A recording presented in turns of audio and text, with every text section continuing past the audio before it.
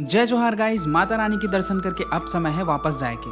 तभी दिखाई देते कुछ क्रांतिकारी जीवन लूटपाट के इरादा से मंदिर में हमला कर देते और मोरो हाथ से बहुत ही ज्यादा कीमती सोना चांदी से बने प्रसाद ला झटक लेते और मोरे आगू में मुहिला लालच दिखा के मोर प्रसाद ला चट कर देते। तब वहीं सेकंड हैंड चप्पल दुकान से 80,000 के जूता लेके हमन बढ़ जथन आगे चल के हमन देखथन कि छोटे छोटे बेजुबान लाइट मतलब फांसी में लटका दे रहीस, जेकर श्रद्धांजलि में मैं और मोर मित्र 1 घंटा के मौन धारण कर लेथन। जहां सब महिला गैंग ला खरीदारी करत देख मोर एक जन बहिनी के दिमाग खराब हो जाते।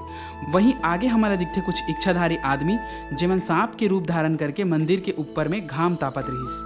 थोड़ा दूर चल के विशाल काय हाथी ला देखथन जे फोटो खिंचवाए बर पोज दे के बैठे रहीस और मंदिर के सीढ़िया में बैठे बिजनेसमैन मन ला देख के महुला एक ठन बिजनेस के आइडिया आथे और नीचे पहुंच के सब जन दत्त जथन माता के भंडारा में।